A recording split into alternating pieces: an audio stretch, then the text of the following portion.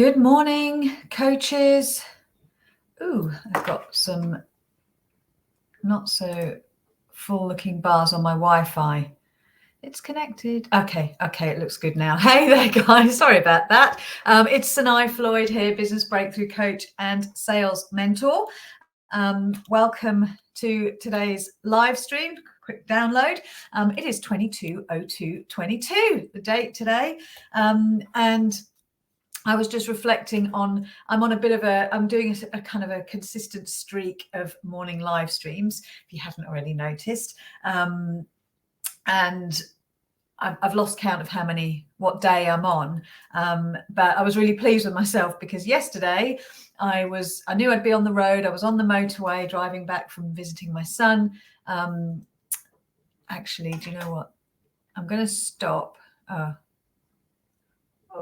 Connection is unstable. I hope this is beaming through. I'm just a bit nervous about the connection.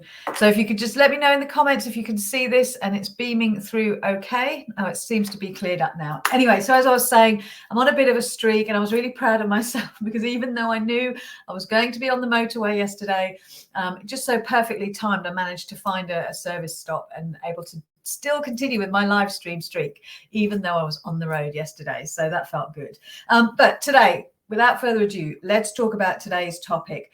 I want to talk about key words or phrases, like must use magic words or phrases that will really help you on your sales calls, on your discovery calls, to do a number of things. Really, it's about creating a powerful conversation and one that converts your ideal client and prospect into your paying client. But these words will really create a powerful conversation and a powerful connection for you and your prospect. One in which your prospect feels really heard, really understood, and for probably the first time ever in that kind of container, feels like she's got or he's got some real clarity on what is going on for them, and you've helped them create that. So what's important, and what I teach when it comes to an effective sales call, a really powerful discovery call session, is that your call is not, you're not coaching on the call.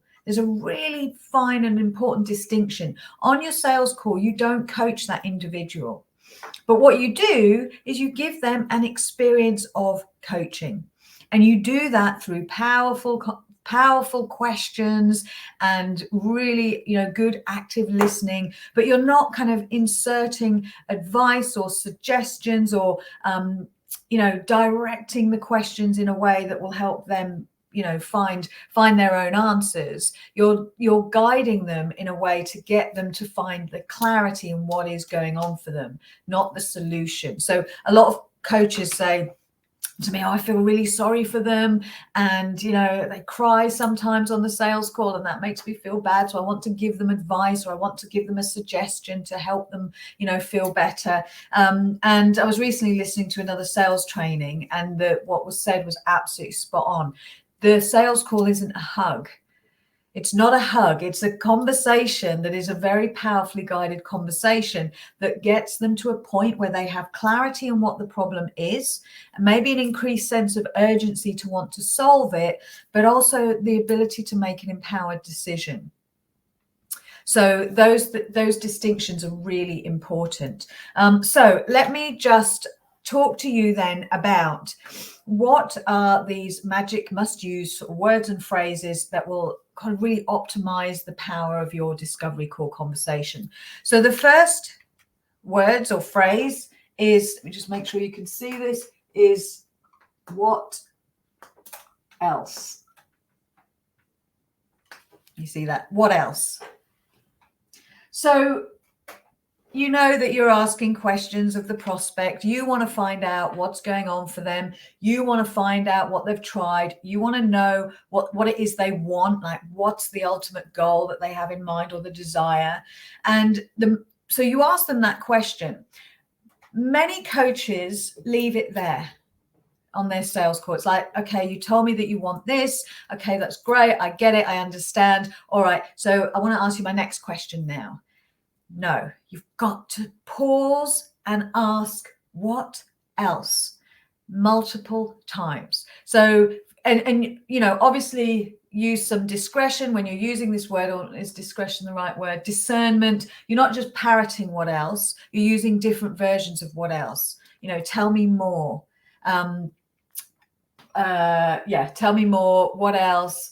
What would that look like? What else would that give you? So what else? Now, the reason I say this is because the reason this is so powerful is because once you've asked somebody, you know, what is going on for you, or let's say what is it you want? That's a good one. What is it you want? When you ask someone what is it they want, they will give you the first answer, the head answer. Now, that head answer is well rehearsed. They know that answer. That's the thing they're coming to you. They want this result. So they're going to give you that rehearsed head answer, the answer they give to everybody when somebody says, you know, what is it you want? Or what's the problem? Well, I really want this, but I'm struggling.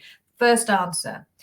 If you left it there, that's a massive disservice to that person, because they're still in there. They have, and it's a disservice to you because it diminishes your ability to then say, look, I can help you, and this is how, and this is why it's so important for you to take this action and this empowered decision to work with a coach. So, because when they give you the head answer and you leave it there, they've not really got the clarity that is important for them to move forward. Where you want to take them is to the heart, and you take them there with these words, what else? So if you imagine, you think, you ask them what they want, they give you their first answer, the well-rehearsed answer, and then you ask them what else, and they'll say, oh yeah, okay, and they'll give you the next answer, and you say, what else? Tell me more. Oh, okay. And as you're asking that a few times, you start to see, you even see it on their face, like they start to think about it and they start to look around, and then you notice they start to get a bit, the breathing kind of gets a bit deeper, and they start to connect to the heart. And then when they give you the next answer, it starts to get deeper. It starts to get more real. Oh, this is about living my purpose. This is about becoming a role model for my children. This is about, and it becomes about what it's really about. And that, when you can take your client, your prospect on that discovery call to that place, that is super powerful. So what else? Really, really powerful. The next one is, which means, oh no, actually, I'm going to hit pause there, and I'm just going to come back to which means in a second. I'm going to go with impact or cost, because that's more in sequence. So can you see that? Impact or cost. So these are the next words that are very, very powerful. So where this comes in is you've got to connect the prospect with the impact of what's going on for them. In other words, or the cost of not changing. So both sort of similar sides, you know, different sides of the same coin. What is the impact of not taking action? Or what is the impact of your current situation on? And then you look at other areas, you kind of dovetail. What's the impact? You know, if somebody's, say, if you're a confidence coach and somebody's struggling with, you know, speaking up in the boardroom, and they kind of wither and find they lose their confidence in the boardroom, and you're helping them to kind of become a really confident and powerful presenter. What is the impact of that on other areas of your life? So your health, well, it's creating so much stress and anxiety. I don't sleep at night when I've got, you know, the next day there's a board meeting and I just know I'm just going to crumble. It's affecting my relationship because I'm irritable and I'm tired and I'm snappy, and, you know, my husband can't understand why I'm like this. And so you can start to see what is the impact, and then the cost of not taking action. Well, I'm going to get overlooked for promotions. You know, if I stay like this, it's just going to get worse. And I feel paranoid that people are like talking to me going, oh, here she is again trying to speak in a boardroom. Do you know what I mean? It's like really connecting them to the impact and the cost for them, because then that will increase the urgency that, oh God, I have to change. I have to make a decision. And that decision is to work with you. You can help me, you can build my confidence, help me present in a really powerful way. Make sense? So really, really important to really connect them to the impact and the cost. And then the third one, and the reason I say this is more in sequence is, can you still see that? Which means that. So this is goes in between a sentence, which means that. Now, at this point, when you're doing the which means that, you are in the pitch point. All right. So this comes in as you are talking about your program, what it is you're delivering. So, and this goes in as you tell them about the deliverable or what it is they're going to get. You have to include which means that and what it means for them. Because so let me give you an example. So let's come back to this confidence coach example. Let's use this particular scenario.